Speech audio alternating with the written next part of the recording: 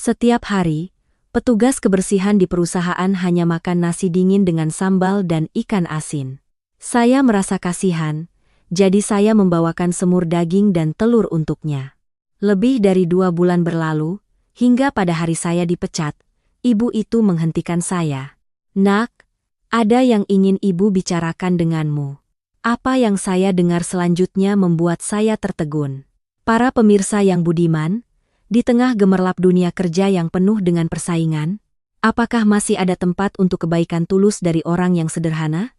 Seorang pemuda bernama Kaelan dalam cerita hari ini harus merasakan ketidakadilan yang paling dalam ketika hasil kerjanya dicuri oleh atasannya dan ia dipecat secara kejam. Tidak ada yang menyangka bahwa kebiasaannya memberikan separuh porsi semur daging dan telurnya setiap makan siang kepada seorang petugas kebersihan di sudut tangga darurat justru menjadi kunci takdir yang mengubah seluruh hidupnya. Siapakah sebenarnya sosok wanita tua itu, dan bagaimana pembalikan keadaan yang menakjubkan terjadi di saat-saat terakhir? Mari kita simak bersama kisah selengkapnya. Lonceng alarm berdering kencang pada pukul 5.00 pagi, membangunkan saya dari tidur yang tidak nyenyak. Nama saya Kaelan. Saya lahir dan besar di sebuah desa miskin di Jawa Tengah, tempat sawah menghijau membentang luas, tetapi kemiskinan selalu membayangi dari generasi ke generasi. Saya membawa segudang harapan keluarga ke ibu kota Jakarta untuk mencari nafkah, memeluk mimpi untuk mengubah nasib.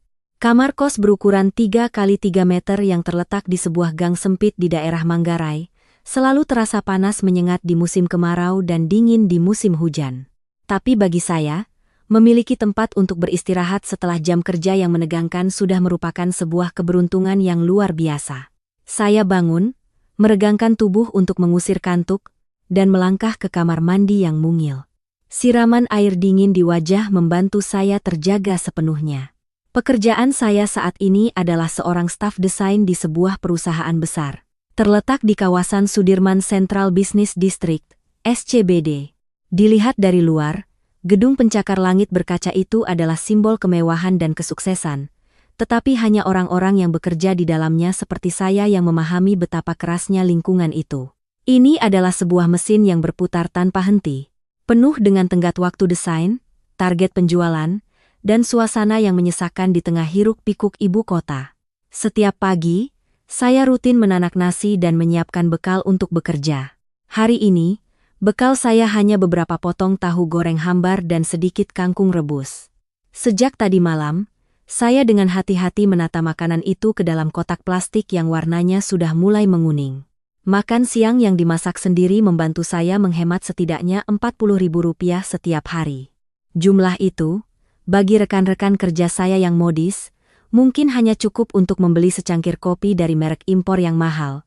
Tetapi bagi saya, itu adalah uang hasil jerih payah yang harus dihemat. Setiap bulan setelah menerima gaji, hal pertama yang saya lakukan adalah pergi ke bank untuk mentransfer setengah dari uang itu ke kampung untuk ibu saya. Ibu saya sudah tua dan sering sakit-sakitan. Nyeri sendi menyiksanya setiap kali cuaca berubah. Saya berjanji pada diri sendiri untuk hidup sehemat mungkin, agar ibu di kampung punya uang untuk membeli obat dan tidak perlu lagi bekerja di sawah.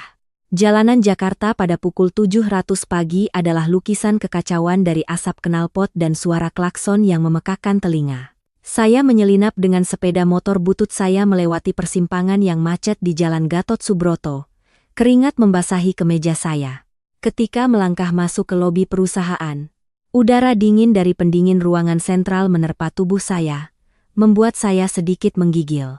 Saya menempelkan kartu identitas karyawan, masuk ke lift, dan memulai hari perjuangan yang baru. Ruang kerja saya berada di lantai 15. Di sekeliling saya adalah rekan-rekan kerja yang berpakaian necis, beraroma parfum mahal, sedang asyik berdiskusi tentang liburan ke luar negeri atau barang-barang bermerek yang harganya selangit. Saya hanya mengangguk pelan menyapa semua orang, lalu duduk di meja kerja saya yang terletak di sudut terpencil. Saya tahu latar belakang saya yang dari desa dan kondisi ekonomi saya yang pas-pasan adalah dinding tak terlihat yang memisahkan saya dari mereka. Tapi saya tidak peduli. Tujuan utama saya adalah bekerja dengan baik, mengumpulkan pengalaman, dan naik jabatan berdasarkan kemampuan saya sendiri. Layar komputer menyala, puluhan email meminta revisi desain masuk. Peringatan tentang tenggat waktu dari atasan terus berdatangan. Sepanjang pagi, saya terpaku pada layar. Jari-jari saya lincah bergerak di atas keyboard dan mouse. Tekanan pekerjaan membebani pundak saya, menguras energi seorang pemuda di usia 20-an. Tetapi setiap kali merasa lelah, bayangan ibu saya yang kurus dan tua sedang menantikan anaknya di kampung halaman muncul, memberikan saya kekuatan tak terlihat untuk terus berusaha. Saya berjanji pada diri sendiri, seberapapun sulitnya, saya tidak akan pernah menyerah. Jam menunjukkan pukul 12.00 siang. Suasana di kantor mendadak menjadi ramai. Kelompok-kelompok rekan kerja saling memanggil untuk makan siang di restoran mewah di bawah gedung atau memesan makanan mahal yang diantar langsung. Saya diam-diam mematikan layar komputer, mengeluarkan tas kain usang berisi kotak makan dari laci. Suara obrolan dan tawa yang bergema di seluruh kantor membuat saya merasa terasing. Saya butuh tempat yang tenang untuk menikmati makan siang sederhana saya dan tidur sejenak selama 15 menit sebelum memulai giliran kerja sore.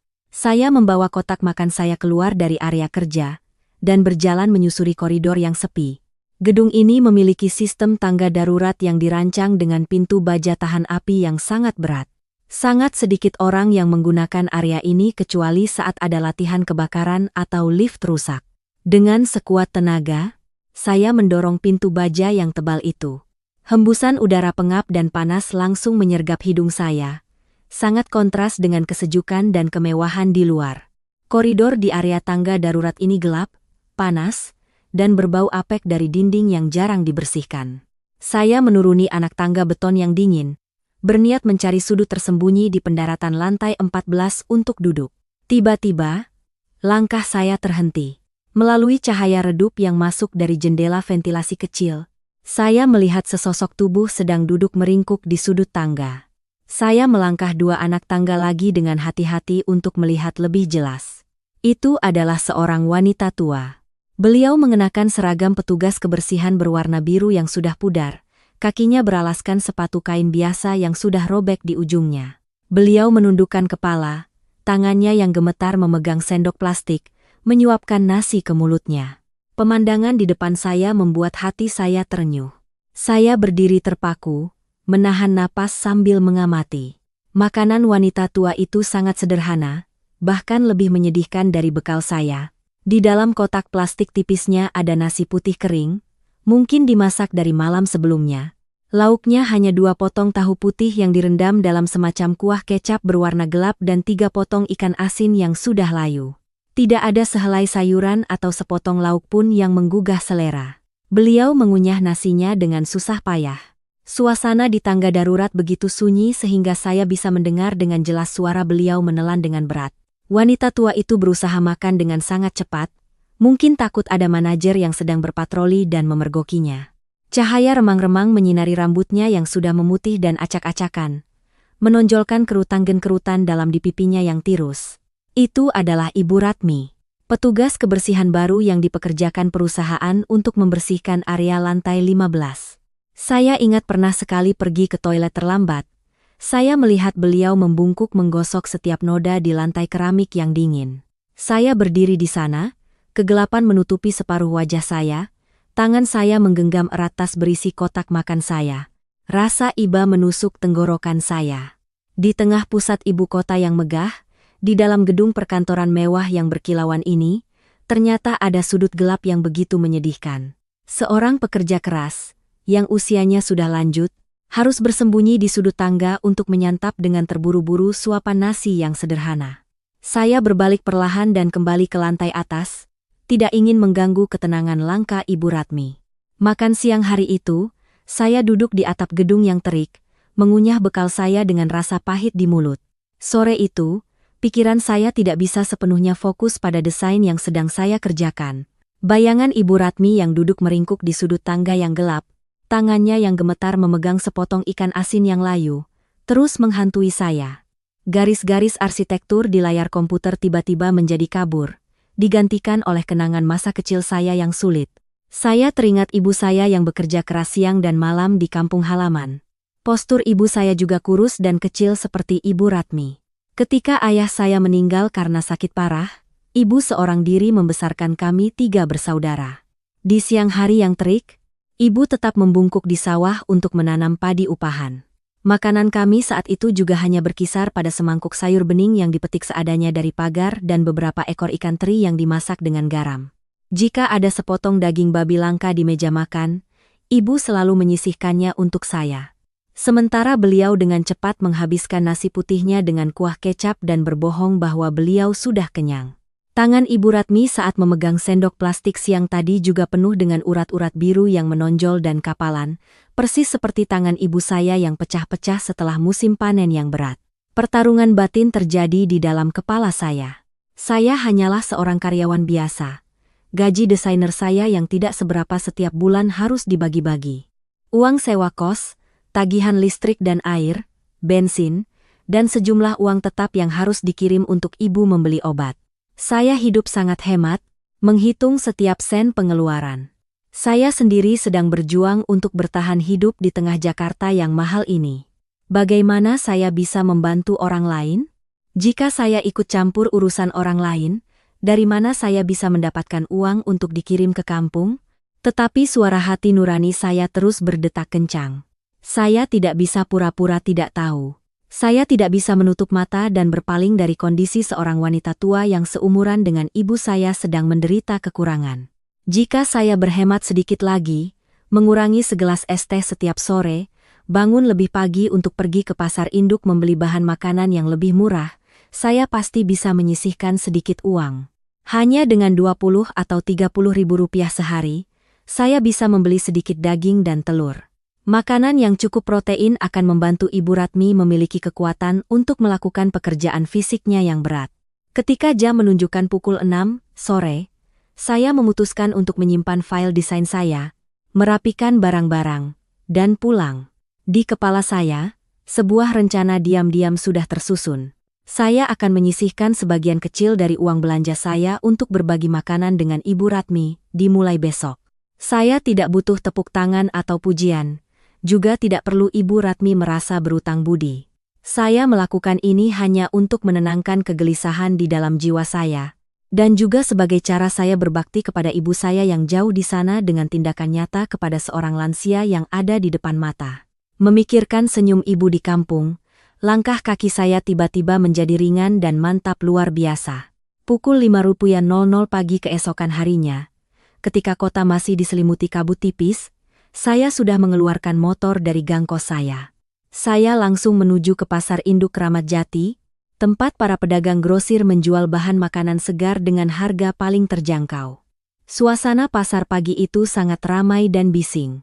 Saya mampir ke lapak daging langganan, dengan teliti memilih setengah kilogram daging sandung lamur yang segar, bagian yang memiliki lapisan lemak dan daging yang seimbang. Saya juga membeli 20 butir telur puyuh dan seikat daun bawang yang hijau segar, total biayanya hampir Rp60.000, setara dengan anggaran makan saya selama 3 hari. Tapi saya tidak merasa menyesal. Setibanya di kamar kos, saya langsung memasak. Saya memotong daging menjadi dadu, membumbuinya dengan sedikit kecap, merica, bawang merah cincang, dan 1 sendok gula. Telur puyuh direbus hingga matang, dikupas hingga putih bersih. Ketika panci tanah liat mulai mendidih, saya membuat sedikit karamel dari gula untuk memberikan warna yang cantik. Aroma wangi dari daging yang berpadu dengan kecap dan bawang goreng menguar, memenuhi kamar kecil saya. Saya mengecilkan api, memasak daging dengan api kecil hingga empuk, meresap bumbu, dan kuahnya mengental. Saya menyiapkan 2 kotak makan dengan hati-hati. Kotak saya tetap berisi nasi putih dan beberapa potong tahu goreng seperti biasanya. Sedangkan kotak yang satunya, yang baru saya beli kemarin, adalah kotak makan tahan panas yang bersih. Saya mengisi lapisan bawahnya dengan nasi pulen yang putih. Di atasnya saya tata dengan rapi 6 potong semur daging dan 5 butir telur puyuh berwarna coklat keemasan. Saya tambahkan 1 sendok kuah semur yang kental. Saya menutupnya, tersenyum puas dengan hasil masakan saya. Tepat pukul 12.00 siang di kantor, saya membawa kotak makan tahan panas yang masih hangat. Jantung saya berdebar kencang saat melangkah menuju area tangga darurat. Membuka pintu baja yang berat, saya melihat ke pendaratan lantai 14. Seperti yang saya duga, Ibu Ratmi sedang duduk bersimpuh di sana, bersiap membuka kotak plastiknya yang usang. Mendengar langkah kaki, beliau terkejut dan mendongak, matanya menunjukkan kecemasan dan ketakutan, mengira ada petugas keamanan yang berpatroli. Saya turun sambil tersenyum ramah, berkata dengan suara lembut, "Selamat siang, Bu. Saya dari ruang desain. Ibu juga makan siang di sini ya? Biar tenang." Ibu Ratmi tampak malu-malu, buru-buru menutup kembali kotak makannya dan menjawab, "Iya, Nak. Ibu takut kalau duduk di lobi nanti mengotori tempat kalian. Jadi ibu sembunyi di sini biar cepat. Silakan saja, Nak." "Ibu sebentar lagi selesai," katanya sambil bergegas berdiri, hendak pergi.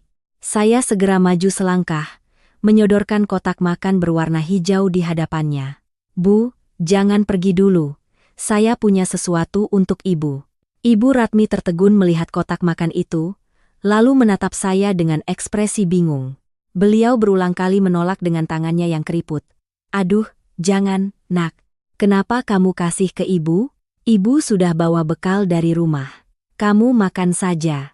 Anak muda yang bekerja pakai otak harus makan yang cukup. Ibu sudah tua, tidak banyak makan." Saya berdiri di sana dengan sabar.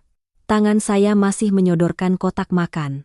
Saya merasakan kehangatan yang merambat melalui plastik ke telapak tangan saya. Saya tahu orang-orang pekerja keras seperti beliau memiliki harga diri yang sangat tinggi. Mereka sangat takut menerima belas kasihan atau berutang budi pada orang asing. Saya harus mencari cara agar beliau mau menerima makanan ini dengan senang hati tanpa merasa tersinggung. Menghadapi penolakan keras dari Ibu Ratmi, saya sudah menyiapkan skenario di kepala saya. Saya perlahan menarik tangan saya, sementara tangan yang lain menggaruk-garuk kepala, mencoba tersenyum canggung dan seramah mungkin. Saya merendahkan suara, berpura-pura sedih. "Sebenarnya begini, Bu. Tadi pagi di kos, saya masak semur daging telur puyuh. Tapi saya tidak sengaja memasak terlalu banyak, tidak mungkin habis saya makan sendiri. Kalau dibiarkan sampai sore nanti basi, dibuang sayang sekali. Dosa. Saya lihat ibu duduk di sini, jadi saya mau minta tolong ibu untuk menghabiskannya. Anggap saja membantu saya. Tolong ya, Bu." Ibu Ratmi menatap saya lekat-lekat, matanya menyelidik seolah ingin mencari apakah ada nada kasihan dalam ucapan saya. Tapi wajah saya saat itu benar-benar serius dan tulus. Saya maju, tanpa memberinya kesempatan untuk bereaksi lebih lanjut, dengan lembut meletakkan kotak makan itu di tangannya yang kapalan. "Masakan saya agak sedikit keasinan, Bu. Coba ibu cicipi, apakah pas di lidah?" Siang ini saya diajak teman makan sate ayam di luar. Jadi kotak ini ibu simpan saja dan makan selagi hangat. "Saya permisi dulu ya."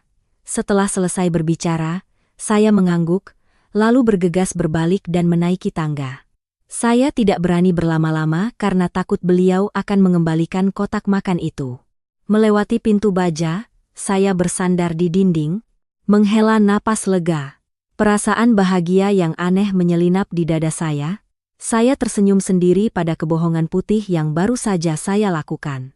Keesokan harinya, ketika melewati gudang tim kebersihan, saya melihat kotak makan saya sudah dicuci bersih, dikeringkan, dan diletakkan rapi di rak bersama secarik kertas kecil. "Terima kasih, Nak. Makanannya enak sekali." Tulisan tangan dengan pulpen biru itu sedikit tidak rapi tetapi teratur. Siang itu, saya kembali membawa kotak makan baru. Di dalamnya ada ikan nila bumbu kuning dan tumis kangkung, ke sudut tangga yang sudah akrab. Kali ini, Ibu Ratmi tidak lagi menghindar. Beliau berdiri dan tersenyum ramah menyambut kotak makan dari tangan saya. Beliau tidak lagi menolak dengan keras, hanya berpesan lembut, "Kamu ini boros sekali, kamu bekerja keras, harusnya disimpan untuk menyehatkan badanmu sendiri. Lain kali jangan masak sebanyak ini lagi, ya." Saya tertawa, duduk di anak tangga di hadapannya. "Saya kalau masak sendiri susah menakarnya, Bu. Sudah kebiasaan tangan nambah ini itu, jadinya selalu sisa. Ibu bantu habiskan saja ya." Saya malah berterima kasih sekali. Ibu Ratmi membuka tutup kotak makan, uap panas mengepul, membawa aroma wangi ikan bumbu kuning yang menggugah selera. Beliau menggunakan sendok plastik untuk mengambil sepotong ikan bersama nasi putih dan menyuapkannya ke mulut. Beliau mengunyah perlahan, menikmati rasa yang gurih. Saya duduk makan tahu goreng saya di anak tangga di atasnya, diam-diam mengamatinya. Tiba-tiba, saya melihat tangannya sedikit gemetar, setetes air mata mengalir dari sudut matanya yang berkerut, jatuh ke pipinya yang legam. Beliau buru-buru menyekanya dengan lengan bajunya, mencoba menyembunyikan emosinya. Enak sekali, nah. Sudah lama sekali ibu tidak makan makanan hangat dan pas di lidah seperti ini. Kamu pintar sekali memasak. Saya menelan nasi yang tercekat di tenggorokan. Berusaha menjaga suara saya tetap tenang.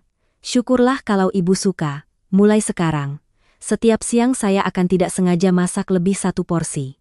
Ibu tunggu di sini dan makan bersama saya ya. Biar seru. Makan sendirian itu sedih, Bu. Ibu Ratmi menatap saya. Matanya yang basah memancarkan kehangatan yang luar biasa. Beliau mengangguk pelan. Pada saat itu, di tengah tangga yang sempit dan gelap di gedung termewah di Jakarta, seutas ikatan tak terlihat telah terjalin antara 2 orang asing.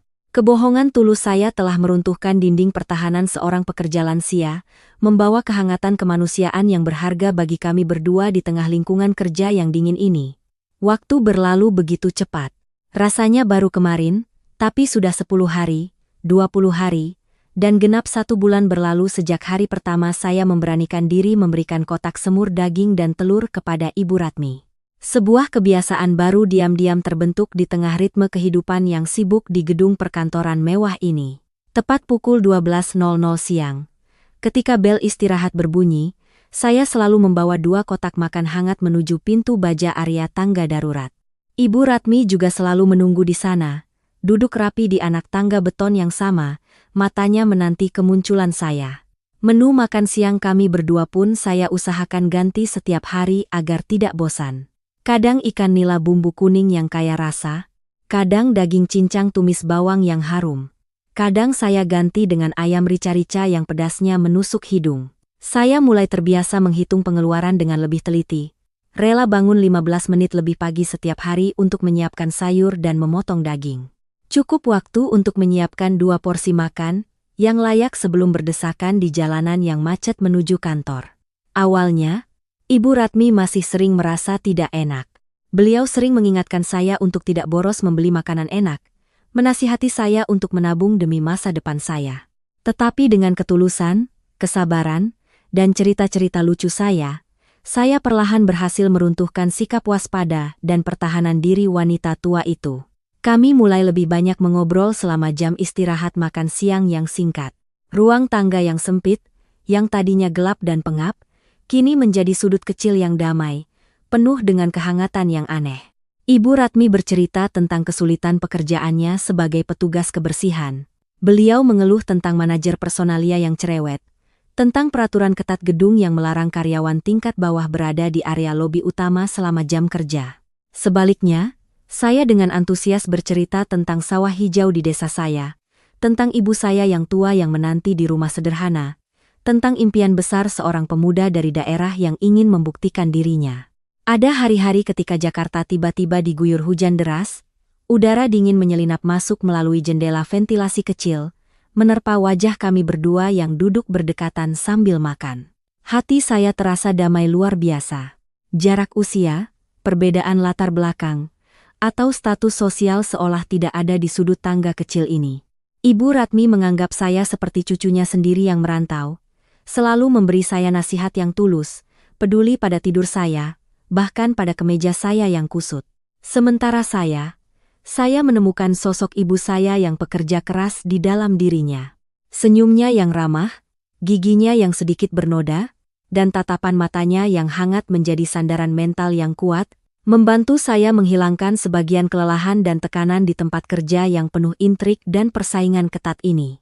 Saya merasa dengan jelas bahwa makan siang sederhana yang penuh kehangatan ini tidak hanya menyehatkan tubuh, tetapi juga menghangatkan hati kami yang mulai mengeras di tengah kota metropolitan yang asing dan sibuk ini. Memasak dan membawakan makanan untuknya setiap hari bukan lagi sebuah tindakan belas kasihan sesaat, melainkan telah menjadi sebuah kegembiraan, sebuah tanggung jawab manis yang saya emban dengan sukarela.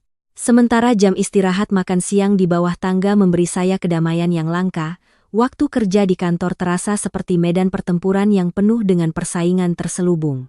Pusat dari semua masalah yang mengelilingi saya adalah Prabu, manajer yang bertanggung jawab langsung atas departemen desain. Berbeda sekali dengan kesederhanaan rekan-rekan kerja biasa, Prabu selalu tampil dengan sangat mencolok dan rapi. Dia mengenakan setelan mahal yang mengkilap, rambutnya ditata dengan pomade, dan tubuhnya selalu beraroma parfum impor yang menyengat. Namun, di balik penampilan necis itu, tersembunyi sifat sombong, angkuh, penuh perhitungan, dan sangat egois. Dalam pekerjaan, Prabu terkenal di seluruh lantai 15 sebagai manajer yang otoriter, suka pamer kekuasaan, dan mempersulit bawahannya. Dia sering memberikan proyek-proyek paling rumit, gambar-gambar teknis yang menuntut ketelitian tingkat tinggi kepada saya, tetapi dengan tenggat waktu yang sangat singkat. Suatu kali, tepat pada pukul 5.00 sore hari Jumat, ketika semua orang bersiap-siap pulang, Prabu melemparkan setumpuk dokumen tebal ke meja saya. Dia mengetuk-ngetukkan jarinya ke meja, berkata dengan nada dingin, "Saya mau model 3 dimensi dari proyek perumahan Venesia ini selesai sebelum Senin pagi." Itu adalah beban kerja yang sangat besar, biasanya dikerjakan oleh tim berisi 3 orang selama seminggu, tapi dia tidak peduli. Itu data sanga. Tidak jarang saya harus menahan diri untuk tinggal di kantor hingga larut malam. Mata saya terpaku pada layar komputer yang menyala terang hingga pandangan kabur demi mengejar tenggat waktu tidak masuk akal yang ditetapkan Prabu. Dia selalu berpidato, memberikan alasan-alasan kosong tentang dedikasi penuh, tentang tanggung jawab besar kepada perusahaan. Tapi sebenarnya, perintah-perintah itu hanyalah cara untuk mengeksploitasi tenaga kerja bawahannya secara maksimal. Hal yang membuat saya merasa paling sakit hati dan pahit adalah Prabu seringkali merampas hasil jerih payah saya. Ada beberapa desain yang saya kerjakan dengan begadang selama 3 malam berturut-turut, merevisinya puluhan kali sesuai permintaan ketat dari klien asing. Namun, Prabu selalu membawa desain-desain saya itu untuk dipresentasikan di depan dewan direksi. Ketika menerima pujian, dia dengan santai mengakuinya sebagai ide kreatif dan hasil kerja kerasnya pribadi. Dia menghapus nama saya dari proyek, mengeluarkan nama saya dari daftar penghargaan triwulanan, hanya menyisakan janji-janji kosong tentang promosi yang tidak jelas di masa depan. Meskipun ketidakadilan itu terpampang jelas di depan mata, saya tetap memilih untuk bersabar, menelan kepahitan. Saya sadar betul posisi saya sebagai karyawan biasa, tanpa koneksi, tanpa uang untuk membangun relasi. Jika saya berani melawan manajer, yang akan rugi dan menanggung akibatnya pastilah saya. Saya bisa dipecat seketika, yang berarti kehilangan satu-satunya sumber penghasilan untuk menghidupi diri sendiri di ibu kota yang mahal dan mengirim uang untuk pengobatan ibu. Karena itu, saya berkata pada diri sendiri untuk menahan keluh kesah, berusaha bertahan, menganggap tantangan-tantangan ini sebagai pelajaran berharga untuk melatih mental yang kuat. Saya mencurahkan seluruh pikiran dan tenaga saya ke dalam pekerjaan desain, diam-diam percaya bahwa kemampuan saya yang sesungguhnya suatu hari nanti akan diakui. Pada akhir bulan Juni, cuaca Jakarta memasuki gelombang panas yang sangat ekstrim. Panas yang menyengat seolah membakar setiap sudut gedung. Bahkan dengan sistem pendingin udara sentral yang bekerja maksimal, ruang di area tangga darurat terasa semakin pengap dan sesak. Hanya dengan duduk diam saja, keringat sudah membasahi punggung kemeja saya setiap kali waktu makan siang tiba. Belakangan ini, karena tekanan kerja dari manajer Prabu yang begitu besar, saya sering kurang tidur. Mata saya bengkak dan lelah, wajah saya terlihat tirus dan pucat. Siang itu, saat saya baru saja membuka kotak makan berisi udang tumis dengan 3 lapis daging babi yang harum, Ibu Ratmi langsung menghentikan makannya. Beliau menatap saya lekat-lekat dengan tatapan penuh iba. Beliau menghela napas panjang. Dengan suara yang dalam dan hangat bercampur sedikit teguran lembut, beliau berkata, "Kamu akhir-akhir ini pucat sekali, Kak Elan. Pekerjaan di atas berat sekali ya? Ibu lihat setiap siang kamu makan terburu-buru, belum dikunyah sudah ditelan, lalu buru-buru kembali ke komputer. Kalau kamu terus bekerja sekeras ini, kesehatanmu bisa terganggu, nak." Saya mencoba tersenyum secerah mungkin, mengunyah nasi dengan cepat untuk menenangkan kekhawatirannya. "Tidak apa-apa, Bu. Saya masih muda. Badannya kuat. Kebetulan Departemen Desain sedang mengejar proyek baru. jadi pekerjaannya agak banyak. Nanti setelah ini selesai, saya akan minta izin cuti beberapa hari untuk pulang menengok ibu. Ibu Ratmi mengangguk seolah mengerti, tetapi matanya tidak bisa menyembunyikan kecemasan yang mendalam. Beliau mengambil sepotong kangkung rebus, ragu-ragu bertanya lebih lanjut tentang hubungan rumit saya dengan atasan. Ibu saat bersih-bersih di lobi kaca, kadang dengar ada yang teriak-teriak memarahi karyawan. Kamu di tempat kerja tidak dipersulit orang kan? Kalau terlalu lelah, jangan dipaksakan, nak. Kesehatan itu yang paling berharga. Mendengar pertanyaan yang tepat sasaran itu, sejenak rasa sedih melintas di hati saya. Semua kekesalan tentang ketidakadilan dan penyalahgunaan wewenang Prabu hampir saja tumpah dari mulut saya. Tapi saya segera menggigit bibir dan menahannya. Saya tidak ingin membebani seorang petugas kebersihan tua yang sudah memiliki banyak kesulitan dalam hidupnya dengan cerita-cerita negatif dari kantor. Lagi pula, mengeluh juga tidak akan menyelesaikan masalah. Saya menjawabnya dengan tenang dan sikap yang paling rendah hati. Setiap pekerjaan ada tekanannya sendiri, Bu. Atasan saya memang agak keras dan menuntut standar tinggi, tapi itu juga kesempatan bagi saya untuk belajar dan mengasah keterampilan. Saya dari desa, tidak punya latar belakang sebaik yang lain. Jadi saya harus berusaha 2 atau 3 kali lebih keras. Saya sama sekali tidak menyalahkan siapapun. Ibu saya berpesan, dalam hidup ini yang penting jujur dan rajin. Selama saya bekerja dengan hati yang tulus, saya percaya cepat atau lambat semua orang akan mengerti dan mengakui. Ibu Ratmi diam 1000 bahasa, mendengarkan setiap kata yang saya ucapkan. Beliau tidak berkomentar apa-apa lagi, hanya diam-diam menggunakan sumpitnya untuk mengambil udang terbesar dan terenak dari kotaknya, meletakkannya dengan rapi di atas nasi saya.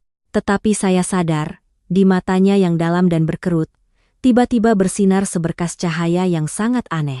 Itu bukan hanya simpati dari orang yang senasib, tetapi juga sebuah penilaian yang mendalam, tajam, dan penuh rasa hormat yang tersembunyi.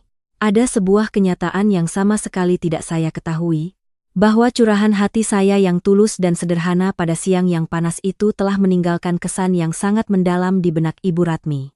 Beliau mulai memberikan perhatian khusus kepada saya, tidak hanya sebatas teman makan siang di sudut tangga yang gelap.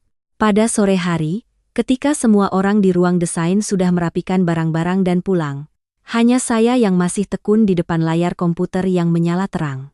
Ibu Ratmi sering mendorong troli pembersihnya melewati meja kerja saya, sengaja berlama-lama, dengan perlahan mengelap setiap panel kaca yang memisahkan meja-meja kosong.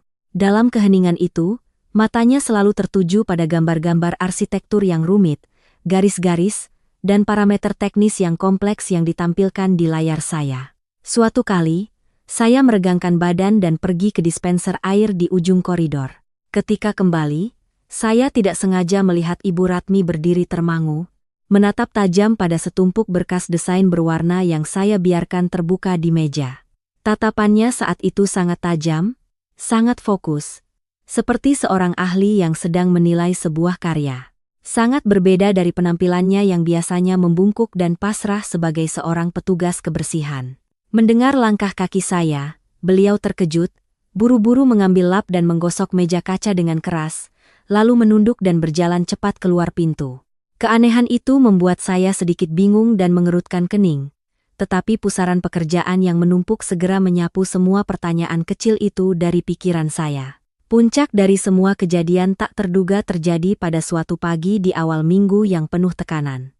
Hari itu, manajer Prabu tanpa alasan memanggil saya untuk berdiri di tengah ruang kerja, di depan puluhan rekan kerja yang terdiam, hanya untuk memarahi saya dengan keras, karena kesalahan ketik yang sangat sepele dalam laporan kemajuan proyek berbahasa Inggris. Dia sengaja menggunakan alasan itu untuk menghina saya dengan kata-kata yang sangat kasar demi pamer kekuasaan. Kamu ini kerja macam apa? Kamu bawa kebiasaan lamban dan tidak becus dari kampungmu ke sini untuk merusak reputasi perusahaan kami ya? Kamu bisa tidak menulis laporan? Kalau tidak bisa kerja, tulis saja surat pengunduran diri. Jangan sampai saya lihat mukamu lagi. Suara keras Prabu menggema di seluruh lantai 15.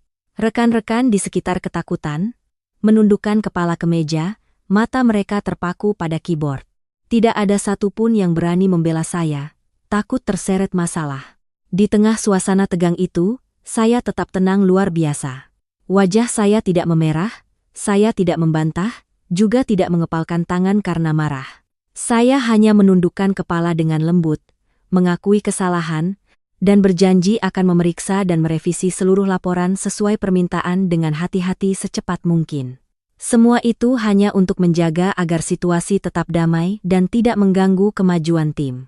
Dari luar, di balik koridor kaca transparan ruang kerja, Ibu Ratmi berdiri di sana, kedua tangannya yang kurus mencengkeram gagang sapu pel, terhenti di udara.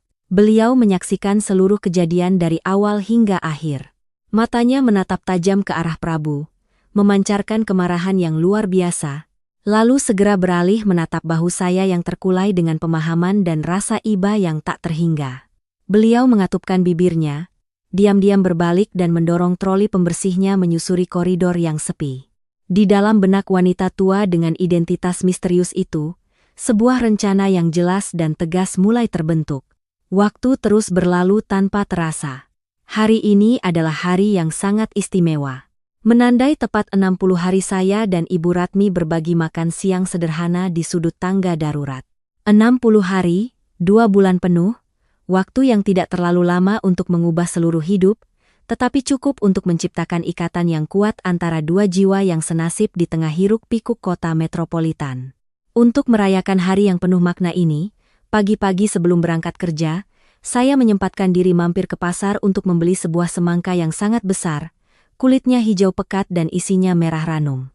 Makan siang hari ini, selain semur daging dan telur puyuh yang biasa, kami berdua juga menikmati irisan semangka yang dipotong rapi, dingin, dan manis sebagai hidangan penutup. Suasana di pendaratan beton lantai 14 sangat ceria, dipenuhi tawa dan kehangatan. Ibu Ratmi tersenyum lebar. Kerutan di dahinya seolah mengendur. Sambil perlahan menggigit semangka, beliau terus mengangguk memuji keahlian saya memilih buah. Kami asyik membicarakan segala hal, mulai dari cuaca Jakarta yang tidak menentu, harga daging dan ikan yang naik di pasar, hingga cerita-cerita lucu masa kecil saya menggembalakan kerbau dan memotong rumput di desa yang damai. Tawa riang kami memecah kesunyian dingin di area tangga darurat beton ini. Belum pernah saya melihat Ibu Ratmi melepaskan penampilan murungnya menjadi begitu ceria dan terbuka.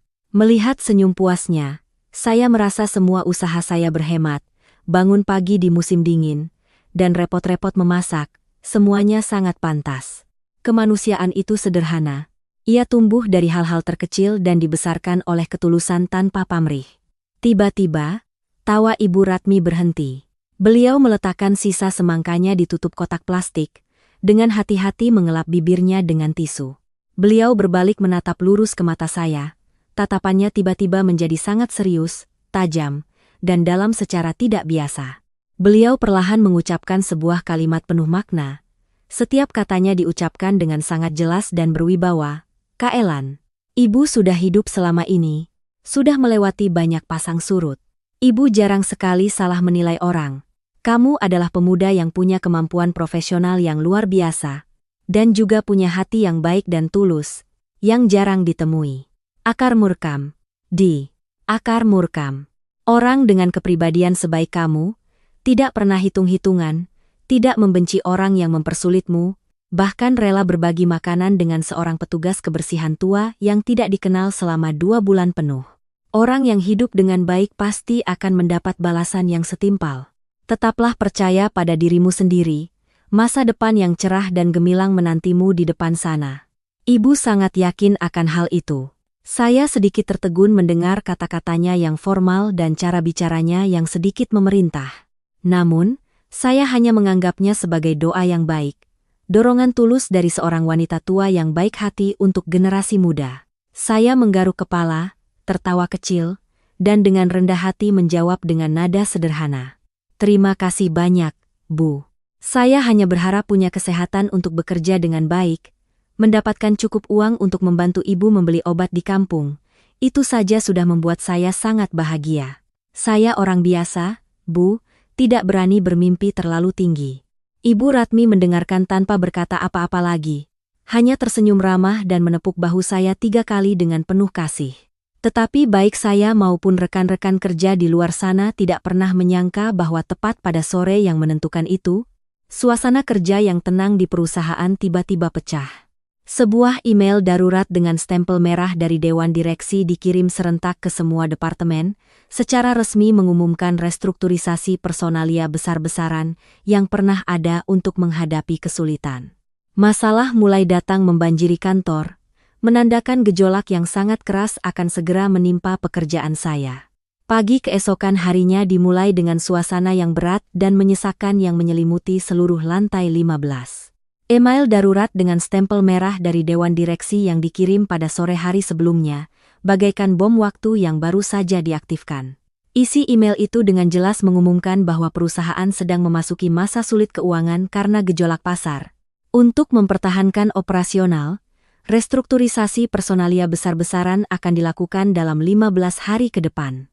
Itu berarti akan ada gelombang pemutusan hubungan kerja yang sangat ketat. Tidak ada satupun posisi yang dijamin aman. Dari karyawan magang yang baru masuk hingga kepala tim yang sudah lama bekerja. Di sekitar mesin kopi, yang biasanya ramai dengan canda tawa, kini menjadi tempat bisik-bisik penuh kecemasan. Wajah rekan-rekan kerja yang biasanya ceria kini menjadi pucat dan tegang. Semua orang saling waspada, tatapan mereka penuh curiga dan kebingungan. Semua orang takut nama mereka akan menjadi yang berikutnya dalam daftar PHK dari Departemen Personalia. Suasana kantor yang sudah kompetitif menjadi semakin menyesakan hingga saya merasa sulit bernapas. Berbeda dengan kepanikan para karyawan, manajer Prabu justru tampak sangat puas. Dia berjalan di sepanjang koridor dengan sikap santai, dagu terangkat tinggi, dan senyum sinis selalu terukir di bibirnya. Dia tahu betul bahwa kekuasaan untuk menentukan nasib pekerjaan orang lain di tangannya kini lebih besar dari sebelumnya. Dewan Direksi telah memberikan wewenang penuh kepada kepala departemen untuk mengevaluasi dan membuat daftar individu yang akan diberhentikan di unit mereka masing-masing. Ini adalah kesempatan emas bagi Prabu untuk melaksanakan rencana licik yang sudah lama ia pendam. Beberapa hari terakhir, saya sering melihat seorang pemuda berpakaian necis terus-menerus keluar masuk ruang kerja Prabu.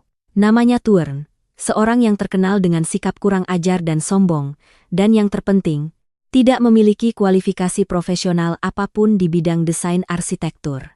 Orang-orang berbisik bahwa Tuern adalah keponakan kandung Prabu. Prabu sedang gencar mencari cara untuk menyingkirkan seorang karyawan tetap demi memberikan posisi itu kepada keponakan kesayangannya. Dan tentu saja, duri dalam daging terbesar yang selalu ingin Prabu singkirkan, karyawan rendahan tanpa koneksi, adalah saya.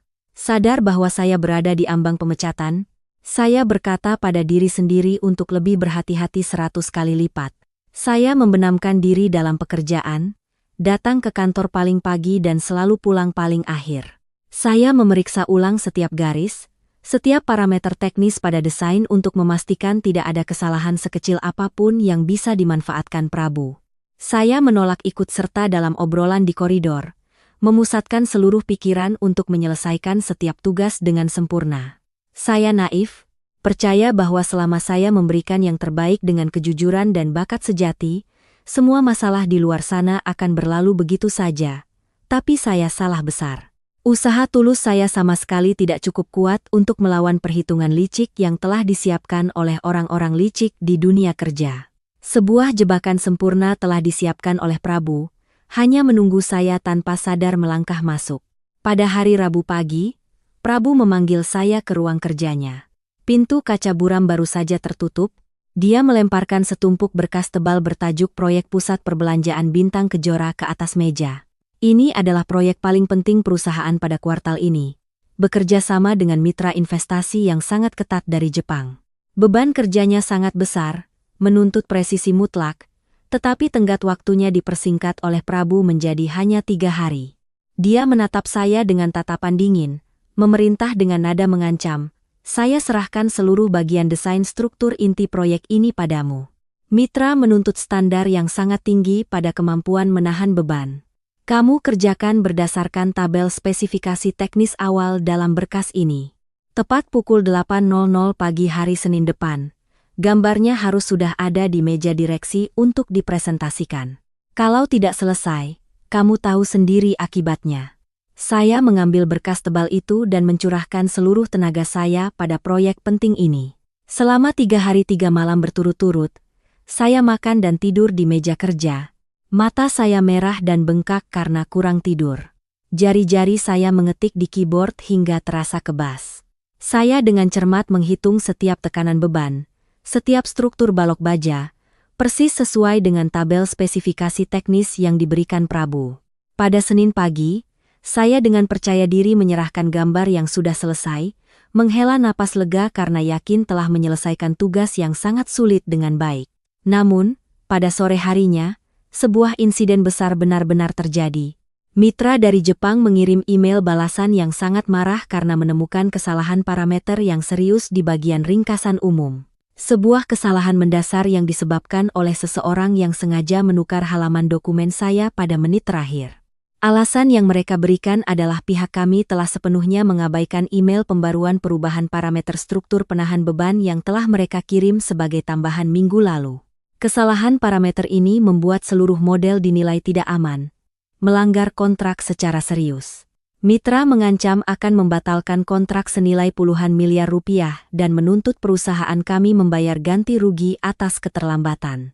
Prabu segera mengadakan rapat darurat untuk seluruh departemen desain. Dia berdiri di tengah ruangan, wajahnya memerah karena marah, menunjuk lurus ke wajah saya. Dia berteriak dengan kata-kata paling kasar, menyalahkan seluruh tanggung jawab atas insiden mengerikan ini kepada saya. Kamu ini kerja macam apa? Hah? Kamu tidak fokus atau bagaimana sampai tidak membaca email pembaruan parameter dari mitra? Kamu tahu tidak, kecerobohanmu ini telah merugikan perusahaan berapa miliar. Kamu merusak kerja keras seluruh tim. Saya tertegun dan sangat terkejut. Saya berdiri, berusaha menjaga suara tetap tenang untuk menjelaskan, Pak Prabu, Bapak hanya memberikan saya berkas asli. Saya sama sekali tidak menerima email pembaruan tentang perubahan parameter dari Bapak atau dari mitra. Saya mengerjakan persis seperti yang Bapak perintahkan. Prabu tersenyum sinis, senyum licik terpampang jelas di wajahnya. Dia dengan santai membuka laptopnya dan menampilkannya di layar besar di hadapan semua orang. Di sana ada sebuah email dengan konten pembaruan parameter yang jelas menunjukkan tanggal dan waktu pengiriman pada Rabu sore, setelah dia memberikan proyek itu kepada saya.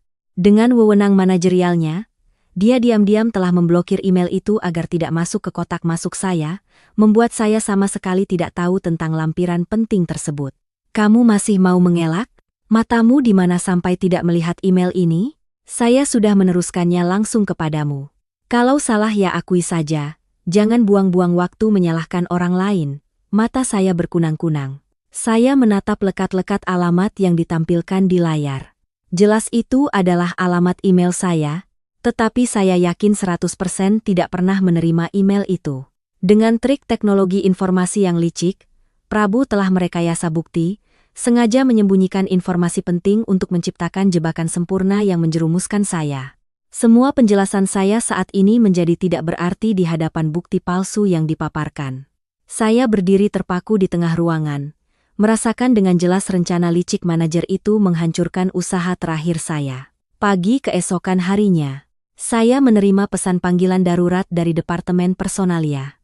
Ruang kerja manajer Personalia, Pak Hung, terletak di lantai 12, dingin dan kaku seperti prosedur administrasi yang sedang ia jalankan. Ketika saya mendorong pintu masuk, Prabu sudah duduk di sana, menyilangkan kaki di atas kursi empuknya, menikmati teh panas dengan ekspresi kemenangan yang angkuh tanpa berusaha menyembunyikannya. Pak Hung mendorong selembar kertas berstempel merah ke arah saya. Wajahnya dingin, sama sekali tidak menunjukkan sedikit pun emosi kasihan atau simpati. Suaranya terdengar datar seperti sedang membacakan perintah. Saudara Kaelan, berdasarkan laporan insiden serius pada proyek pusat perbelanjaan Bintang Kejora dan bukti pelanggaran aturan kerja, Dewan Direksi Perusahaan telah memutuskan untuk mengakhiri kontrak kerja Anda dengan segera. Ini adalah surat pemecatan resmi. Karena kesalahan disebabkan oleh kelalaian pribadi Anda yang menyebabkan kerugian besar bagi perusahaan, Anda tidak akan menerima pesangon atau tunjangan PHK apapun. Silakan tanda tangan di sini untuk menyelesaikan prosedur. Saya menundukkan kepala. Mata saya terpaku pada tulisan keputusan pemecatan yang dicetak tebal. Jantung saya terasa seperti diremas, pusing melanda kepala saya. Semua kerja keras siang dan malam, semua keringat dan air mata yang saya curahkan untuk perusahaan ini selama 2 tahun, tiba-tiba dihapus tanpa belas kasihan, hanya dengan selembar kertas tipis. Rasa sakit hati yang meluap di dada membuat saya ingin berteriak, ingin memukul meja dan menuduh kebohongan Prabu. Melihat saya diam tak bergerak, Prabu meletakkan cangkir tehnya, melontarkan kata-kata hinaan. Kenapa? Kaget ya? Sudah saya bilang, kemampuanmu payah, sikapmu tidak baik. Orang sepertimu tidak akan pernah bisa bertahan di lingkungan profesional seperti ini. Pulang kampung saja cari kerjaan lain. Jangan coba-coba cari kerja di perusahaan besar di Jakarta ini lagi. Cepat tanda tangan lalu keluar dari ruangan ini. Setiap kata dari Prabu seperti pisau tajam yang menusuk dalam harga diri saya. Saya mengepalkan kedua tangan, buku-buku jari saya memutih karena menahan amarah yang meluap-luap. Saya mengangkat kepala, menatap lurus ke mata licik Prabu. Saya memilih untuk menjaga sisa martabat saya sebagai seorang pekerja jujur.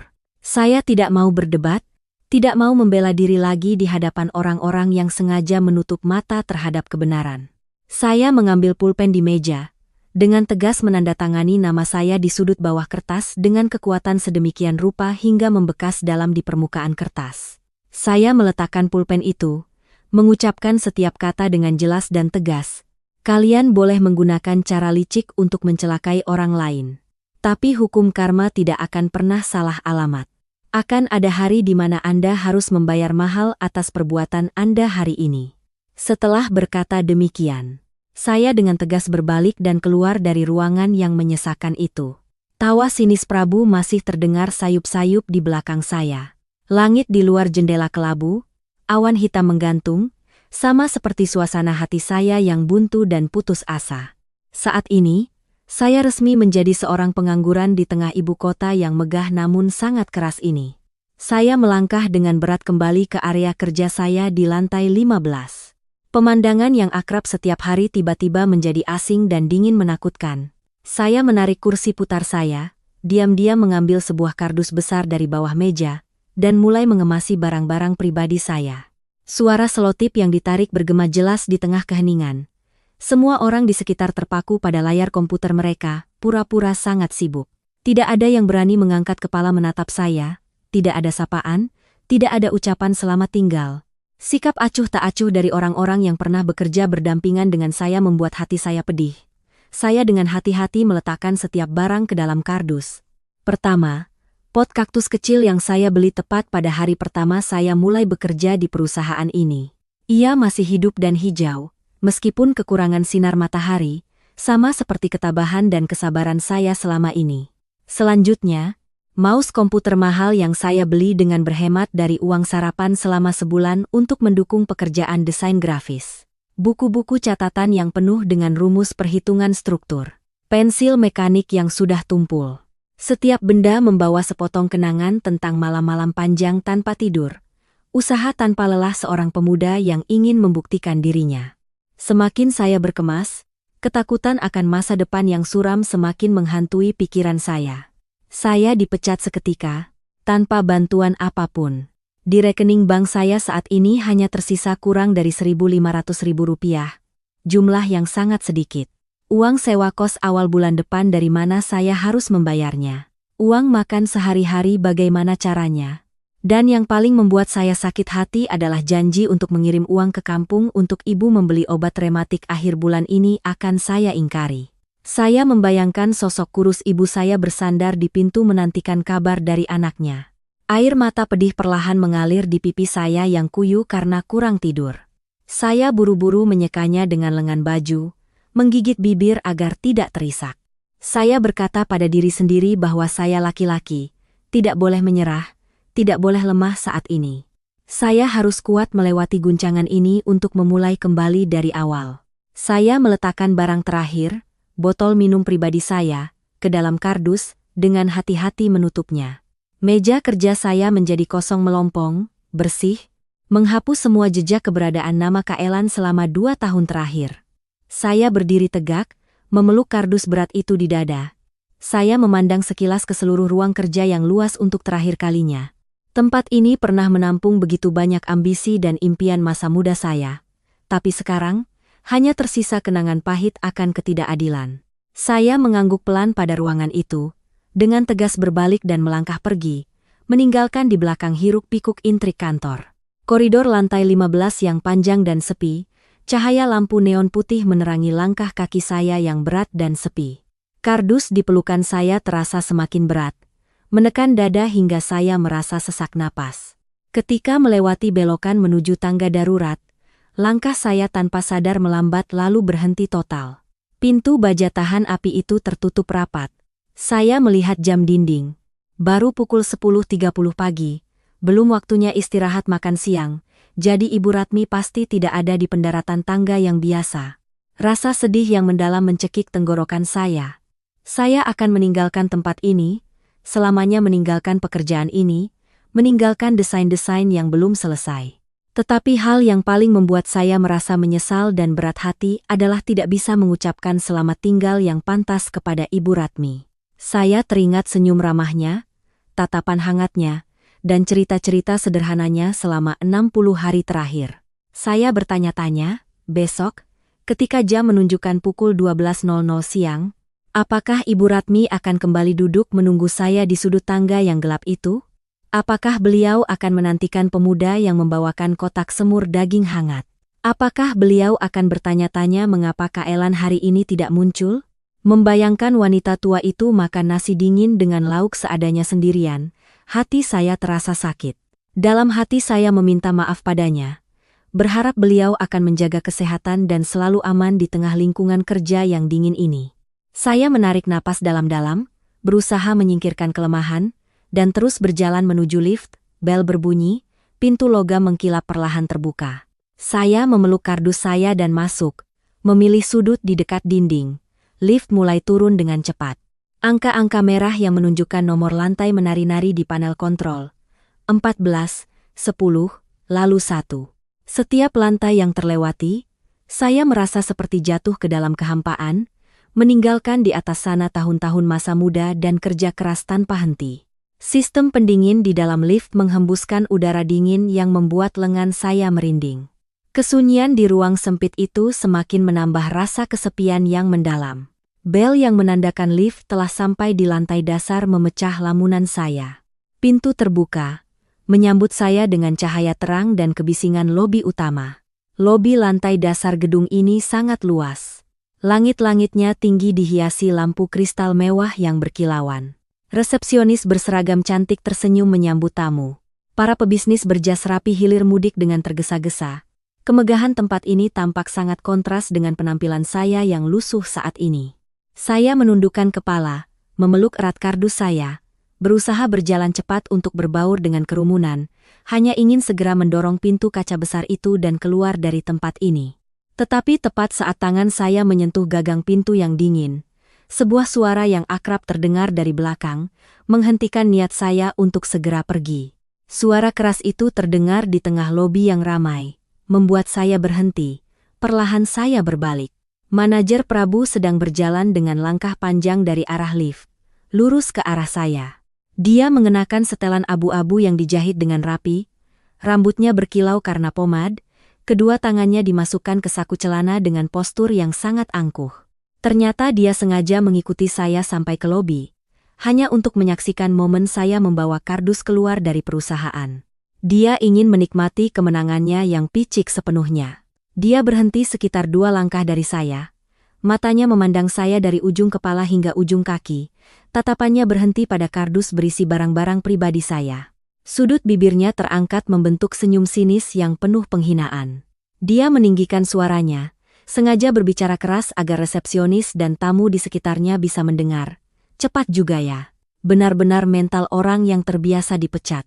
Saya kasih nasihat tulus ya, Kaelan. Bawa saja ijazah sarjanamu itu pulang kampung. Coba melamar jadi kuli bangunan. Jangan harap bisa dapat kerja di perusahaan besar di Jakarta ini lagi. Di arsip kepegawaianmu sudah saya tandai hitam karena merusak aset perusahaan. Tidak akan ada tempat yang mau menerima pecundang sepertimu. Kata-kata pedas Prabu seperti jarum yang menusuk telinga saya. Aksi pamer kekuasaannya membuat beberapa orang di sekitar mulai berbalik, menunjuk, dan berbisik. Darah saya mendidih. Tangan saya mencengkeram erat kardus itu hingga kuku saya menancap dalam. Saya bisa saja menjatuhkan kardus ini, maju dan memberinya pelajaran untuk melampiaskan semua amarah yang terpendam. Tapi saya segera menarik napas dalam-dalam untuk menahan diri. Ibu saya pernah berpesan, orang baik tidak berdebat dengan orang picik. Tindakan gegabah saat ini hanya akan membuat saya terlihat lebih buruk di mata orang lain, dan itu persis seperti yang diinginkannya. Saya menatap lurus ke mata Prabu, suara saya sangat tenang namun tegas. Anda bisa merampas hasil kerja saya. Anda bisa menggunakan tipu muslihat untuk memecat saya. Tapi Anda tidak akan pernah bisa merampas bakat sejati dan kejujuran saya. Saya pergi dengan kepala tegak, sementara Anda akan hidup dalam ketakutan karena perbuatan Anda akan terbongkar. Selamat tinggal. Setelah selesai berbicara, saya dengan tegas berbalik, mendorong pintu kaca yang berat. Udara panas jalanan Jakarta menerpa wajah saya. Saya melangkah keluar, siap berbaur dengan lalu lintas yang padat, meninggalkan tempat penuh intrik ini selamanya. Tepat pada saat itu, suara seorang wanita tua, lantang dan sangat berwibawa, terdengar dari sudut lobi, memotong semua kebisingan. Kak Elan, berhenti di situ, Ibu mau bicara. Saya terkejut, berbalik. Dari balik pot tanaman marmer raksasa, sesosok tubuh kecil melangkah keluar. Itu adalah Ibu Ratmi. Beliau masih mengenakan seragam kebersihan biru yang biasa, dengan sepatu kain di kakinya. Tetapi yang membuat saya dan semua orang di lobi tertegun adalah aura yang terpancar darinya. Tidak ada lagi postur bungkuk saat membersihkan. Tidak ada lagi sikap malu-malu saat menerima kotak makan dari saya di sudut tangga. Ibu Ratmi saat ini berdiri tegak, punggungnya lurus dengan bangga, wajahnya memancarkan ekspresi serius dan berwibawa yang luar biasa. Matanya yang berkerut kini bersinar terang, memancarkan tatapan tajam dan berkuasa, seperti seorang komandan yang memberi perintah. Beliau berjalan dengan langkah mantap, perlahan namun penuh wibawa, lurus menuju tempat saya dan Prabu berdiri. Semua perhatian di lobi segera tertuju pada wanita petugas kebersihan yang aneh ini. Prabu, yang sedang menikmati kemenangannya, merasa terganggu oleh panggilan Ibu Ratmi. Dia berbalik, mengerutkan alisnya yang dirapikan, menatap petugas kebersihan yang mendekat. Awalnya, wajahnya menunjukkan keterkejutan, tetapi kemudian kesombongannya yang biasa dengan cepat muncul kembali. Dia merasa terhina ketika seorang petugas kebersihan rendahan berani ikut campur dalam urusannya di tengah lobi utama perusahaan. Prabu menunjuk lurus ke wajah Ibu Ratmi, berteriak dengan nada yang sangat merendahkan. Ibu ini petugas kebersihan dari area mana berani-beraninya lari ke lobi utama dan membuat keributan. Ibu tahu tidak peraturan perusahaan melarang petugas kebersihan muncul di area resepsionis selama jam kerja. Ibu mau dipecat juga bersama karyawan kampungan ini? Kepala keamanan mana? Bawa ibu ini ke lantai bawah sekarang juga. Teriakannya menggema di seluruh lobi, dan seorang petugas keamanan berseragam bergegas berlari dari pintu masuk. Saya sangat khawatir. Buru-buru maju selangkah, berniat melindungi Ibu Ratmi dan membawanya pergi untuk menghindari masalah. Saya tidak ingin wanita baik hati ini kehilangan pekerjaannya yang sulit hanya karena membela saya. Tetapi sebelum saya sempat berbicara, Ibu Ratmi mengangkat satu tangannya, memberi isyarat agar saya diam di tempat. Gerakannya begitu tegas dan memerintah sehingga baik saya maupun petugas keamanan yang mendekat tanpa sadar berhenti seperti dipaku. Perlahan, Ibu Ratmi menoleh ke arah Prabu. Beliau menatapnya dengan dingin. Pandangannya penuh penghinaan yang mendalam, seperti elang menatap mangsa yang lemah. Beliau tidak menjawab satupun pertanyaan Prabu, menganggapnya seolah tidak ada. Keheningan yang menakutkan dari beliau membuat Prabu tiba-tiba merasa merinding. Mulutnya yang sudah terbuka untuk bicara lebih lanjut tiba-tiba terkatup. Ibu Ratmi dengan tenang memasukkan tangannya ke dalam saku celemeknya yang sudah usang. Tangannya yang kurus mengeluarkan sebuah benda yang membuat semua orang di sekitar terbelalak kaget. Itu bukan ponsel jadul murah seperti yang dibayangkan orang tentang seorang petugas kebersihan tua. Beliau mengeluarkan sebuah smartphone model terbaru. Casing logamnya berkilauan di bawah cahaya lampu kristal. Kontras yang luar biasa antara seragam kebersihan sederhana dan ponsel mahal senilai puluhan juta rupiah menciptakan kejutan visual yang kuat. Tanpa memberi kesempatan siapapun untuk bereaksi, Ibu Ratmi dengan lihai menggeser jarinya untuk membuka kunci layar. Beliau menekan serangkaian nomor dengan cepat. Tanpa perlu menunggu nada dering terlalu lama, ujung telepon di seberang sana sepertinya langsung diangkat. Suasana di lobi yang luas tiba-tiba menjadi hening senyap. Hanya suara sistem pendingin udara yang terdengar. Semua mata terpaku pada wajah serius wanita tua itu.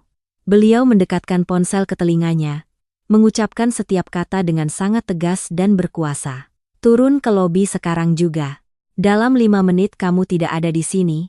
Siapkan surat pengunduran dirimu. Beliau menutup telepon dengan cepat, tanpa penjelasan, tanpa kata tambahan. Ibu Ratmi dengan tenang melipat kedua tangannya di dada, berdiri tegak seperti gunung kecil di tengah lobi, menunggu. Prabu, yang berdiri di hadapannya, wajahnya mulai berubah warna, matanya menunjukkan kebingungan yang luar biasa. Dia tidak mengerti siapa yang ditelepon oleh wanita petugas kebersihan ini, tetapi aura mengintimidasi yang terpancar darinya membuatnya merasa firasat buruk akan menimpanya. Sementara saya hanya bisa memeluk kardus saya, berdiri seperti patung, benar-benar bingung dengan peristiwa yang terlalu luar biasa yang terjadi di depan mata saya. 4 menit berlalu dalam keheningan yang tegang hingga mencekik. Tidak ada seorang pun di lobi yang bergerak. Para resepsionis lupa mengetik.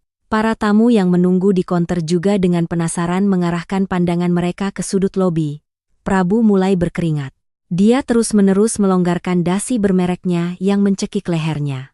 Dia melirik Ibu Ratmi dengan cemas, mencoba mencari tanda kebohongan atau lelucon. Tetapi dia benar-benar putus asa. Wajah wanita itu tetap dingin dan serius. Tepat pada menit kelima, sebuah bel berbunyi sangat jelas dari sistem lift premium khusus. Ini adalah lift yang dirancang khusus hanya untuk dewan direksi tingkat tinggi perusahaan. Pintu berlapis emas perlahan terbuka. Seorang pria berusia sekitar 40 tahun yang mengenakan setelan hitam yang dijahit dengan sempurna bergegas keluar. Semua orang ternganga kaget. Itu adalah Pak Tirtayasa, direktur utama paling berkuasa di perusahaan. Orang yang memegang nasib ribuan karyawan di tangannya. Biasanya, Pak Tirtayasa selalu tampil dengan sikap tenang, perlahan, dan penuh wibawa. Tapi saat ini, direktur utama itu sedang berjalan sangat tergesa-gesa di atas lantai marmer yang mengkilap. Keringat membasahi dahinya. Dia melewati puluhan karyawan yang membungkuk hormat tanpa membalas sapaan mereka. Matanya dengan cepat memindai seluruh lobi dan berhenti pada posisi Ibu Ratmi. Pak Tirtayasa berjalan cepat dan berhenti tepat di depan wanita berseragam petugas kebersihan itu. Di depan keterkejutan luar biasa dari seluruh karyawan yang hadir hingga ada yang menjatuhkan dokumen, direktur utama yang berwibawa itu membungkuk dalam-dalam. Suaranya penuh kepanikan bercampur rasa hormat yang mutlak. "Ma, saya sedang rapat dengan dewan direksi. Mendengar telepon Mama, saya langsung lari ke sini. Ada apa di lobi sampai Mama marah besar begini? Siapa yang membuat Mama tidak senang?" Seluruh lobi seolah kehabisan suara, udara menjadi pekat. Semua orang berdiri terpaku, mulut ternganga tidak bisa berkata-kata. Kepala saya pusing. Ibu Ratmi, wanita tua yang setiap hari membungkuk membersihkan toilet, yang telah berbagi makan siang sederhana dengan saya di pendaratan tangga selama 2 bulan penuh, ternyata adalah ibu kandung dari direktur utama perusahaan ini. Kebenaran yang mengejutkan ini bagaikan petir di siang bolong. Saya teringat cerita samar dari para senior di HR. Perusahaan ini didirikan dan dipimpin oleh seorang tokoh wanita yang disegani di dunia bisnis puluhan tahun yang lalu. 3 tahun lalu, beliau secara resmi menyerahkan kursi ketua dewan direksi kepada putra satu-satunya dan mengumumkan pensiun. Tidak ada yang menyangka bahwa mantan ketua yang sangat berkuasa itu diam-diam menyamar menjadi seorang petugas kebersihan biasa. Beliau rela menahan kerja keras, menahan penghinaan dari orang-orang sombong untuk secara pribadi mengamati setiap sudut perusahaan, menilai moral dan kualitas sebenarnya dari para karyawan dari sudut pandang yang paling rendah dan jujur. Prabu, yang berdiri tidak jauh dari situ, mendengar panggilan Ma dari direktur utama, kedua kakinya langsung lemas. Dia terhuyung-huyung mundur beberapa langkah. Punggungnya membentur pilar marmer baru bisa berdiri tegak. Wajahnya yang terawat kini pucat pasi. Tidak ada lagi jejak kepercayaan diri. Bibirnya gemetar, tidak bisa mengeluarkan suara yang jelas. Dia sadar baru saja menunjuk muka dan menghina wanita paling berkuasa di perusahaan ini. Masa depan karirnya yang penuh perhitungan kini resmi hancur lebur di bawah kaki wanita berseragam kebersihan biru itu. Setelah Direktur Utama membungkuk hormat, ekspresi wajah Ibu Ratmi tidak berubah. Beliau perlahan berdiri tegak, merapikan lipatan seragam kebersihannya. Saat ini, karisma seorang mantan ketua yang pernah memimpin perusahaan meledak dengan kuat, mendominasi semua orang yang hadir di lobi. Beliau mengangkat lengannya yang kurus, menunjuk lurus ke arah Prabu yang gemetaran bersandar di pilar. Suaranya menggema, setiap katanya tegas seperti palu hakim. "Kamu tanya ada apa, Tirta? Lihat baik-baik cara kerja manajer desain itu. Aku serahkan perusahaan ini padamu, tapi kamu biarkan orang-orang tidak bermoral dan tidak kompeten menindas karyawan yang berdedikasi. Selama 2 bulan aku bersih-bersih di lantai 15, aku sudah mengumpulkan semua bukti kecurangannya." Direktur Utama Tirtayasa berbalik, menatap Prabu dengan penuh kekecewaan. Ibu Ratmi melanjutkan dengan menjelaskan perbuatan salah Prabu. Si Prabu ini adalah pencuri hasil kerja yang tidak tahu malu. Seluruh ide terobosan dari proyek perumahan Venesia kuartal lalu, yang membawa keuntungan besar bagi perusahaan, semuanya adalah hasil kerja keras pemuda bernama Kaelan ini. Dia dengan tega menghapus nama anak itu, menepuk dada mengakui semua itu sebagai hasil kerjanya di depan pimpinan. Tidak hanya itu, demi memasukkan keponakannya yang tidak jelas kualifikasinya untuk menggantikan Kaelan, dia menggunakan tipu muslihat merekayasa email untuk menyembunyikan parameter teknis, sengaja merusak proyek Bintang Kejora senilai miliaran rupiah untuk memfitnah dan memaksa Kaelan menerima surat pemecatan pagi ini. Setiap tuduhan dari Ibu Ratmi jelas, rinci, dan sangat berbobot. Seluruh lobi terkejut mendengar perhitungan licik manajer necis itu. Direktur Utama Tirtayasa sangat marah. Dia melangkah mendekati Prabu. "Prabu, perusahaan tidak pernah memperlakukanmu dengan buruk, memberimu gaji yang sangat tinggi. Tapi kamu berani menggunakan cara kotor untuk merusak aset perusahaan dan menindas orang yang kompeten.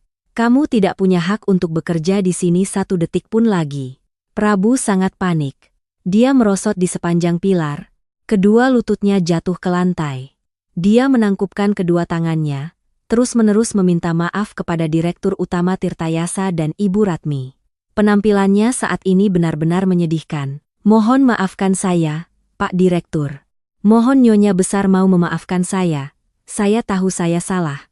Saya hilaf melakukan hal-hal seperti itu. Tolong beri saya 1 kesempatan lagi untuk memperbaiki diri. Saya bersumpah akan mengabdikan diri sepenuhnya untuk perusahaan untuk menebus kesalahan saya." Ibu Ratmi mendengus dingin, memalingkan wajahnya, tidak menerima permohonan maaf yang terlambat itu. Direktur Utama Tirtayasa dengan dingin menoleh ke manajer personalia yang berdiri menyelinap di sudut, memberikan perintah dengan lantang. "Pak Hung, dengarkan baik-baik. Segera batalkan keputusan pemecatan karyawan bernama Kaelan. Hari ini juga, keluarkan keputusan pemecatan tanpa syarat untuk Prabu. Minta Departemen Hukum untuk segera meninjau semua pekerjaannya. Kumpulkan bukti untuk diproses sesuai hukum atas tindakan sengaja merusak aset dan menyebabkan kerugian ekonomi serius pada proyek Bintang Kejora. Paksa dia untuk mengganti rugi seluruh kerugian tersebut.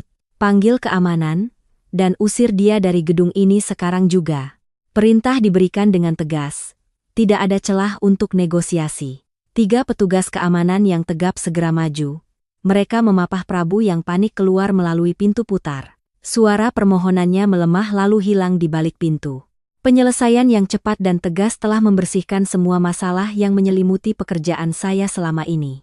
Setelah bayangan Prabu menghilang di balik pintu kaca, suasana lobi kembali hening. Semua mata penuh kekaguman tertuju pada wanita berseragam kebersihan yang pudar itu. Ibu Ratmi perlahan berbalik, tatapan tajam yang baru saja ia gunakan untuk menegur karyawan tiba-tiba lenyap. Sebaliknya, wajahnya mengendur menjadi senyum ramah, hangat, dan penuh kasih. "Persis seperti saat kami makan siang bersama di sudut tangga."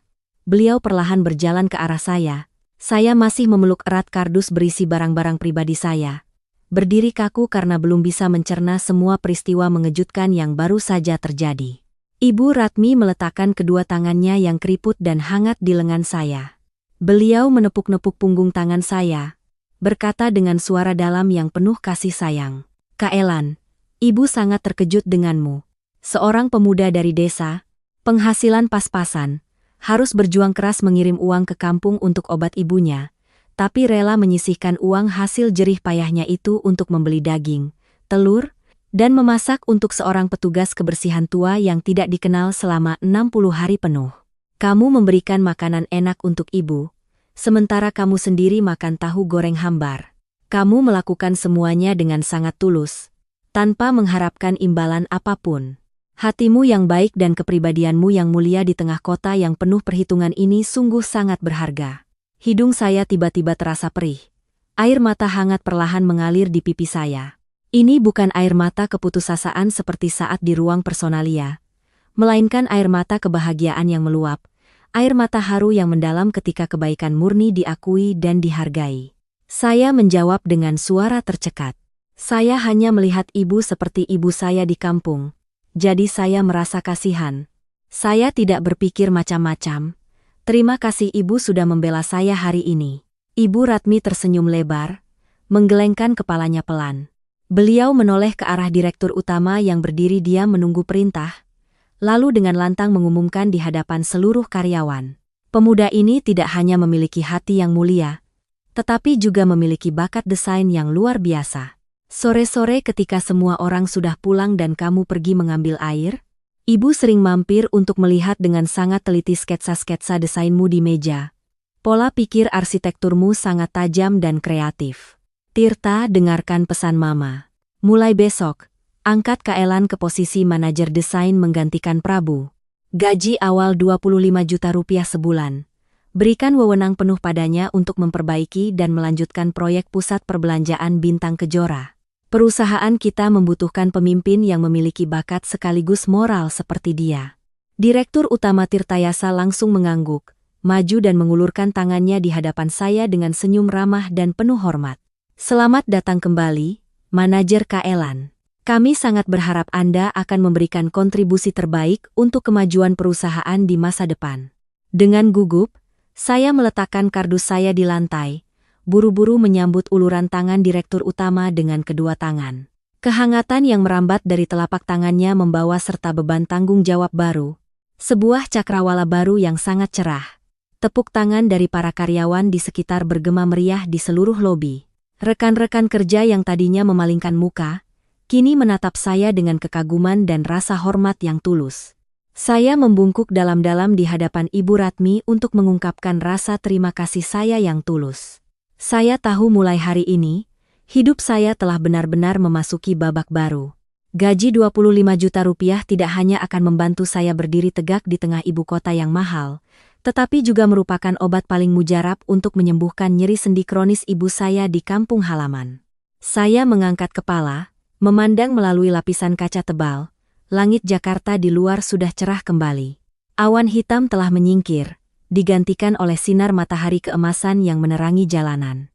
Kisah 60 hari berbagi makan siang telah berakhir dengan indah, menanamkan dalam benak saya sebuah kebenaran sederhana namun abadi, bahwa kebaikan, sekecil apapun, selama berasal dari hati yang tulus dan murni, pasti akan dibalas oleh kehidupan dengan hasil yang terbaik. Para pemirsa yang budiman, saat kita menutup kisah tentang pemuda bernama Kak Elan dan ibu dari direktur utama dalam seragam kebersihan, pasti ada perasaan hangat yang aneh meluap di hati kita masing-masing. Mungkin melalui cerita ini, kita menyadari bahwa betapapun sibuk dan penuh perhitungannya kehidupan ini, kebaikan yang tulus akan selalu ada dan bersinar paling terang. Pelajaran mendalam pertama yang bisa kita petik adalah jangan pernah menilai seseorang dari penampilan luar atau status sosialnya. Seorang wanita tua petugas kebersihan yang sederhana ternyata memegang kekuasaan tertinggi, menguji karakter orang-orang yang sombong. Pelajaran kedua adalah hukum karma. Kehidupan ini selalu adil dan sangat akurat. Orang licik yang menggunakan tipu muslihat untuk mencelakai orang lain seperti manajer itu, pada akhirnya harus membayar harga yang sangat mahal, kehilangan semua jabatan dan karirnya. Sebaliknya, kebaikan murni tanpa pamrih dari Kak Elan telah menabur benih-benih kebaikan untuk menuai buah yang tak ternilai. Kita memberi kasih sayang bukan untuk mengharapkan balasan, tetapi untuk menjaga jiwa kita tetap damai dan tenang. Semoga Anda semua akan selalu menjaga keyakinan pada kebaikan antar sesama manusia. Teruslah menabur benih kebaikan dari tindakan-tindakan terkecil setiap hari. Karena hal-hal baik yang Anda berikan pasti akan kembali kepada Anda pada saat yang paling tidak Anda duga. Terima kasih yang tulus telah meluangkan waktu berharga Anda untuk mendengarkan kisah hari ini. Semoga Anda semua selalu sehat, damai, dan dilimpahi kebahagiaan dalam hidup. Sampai jumpa lagi.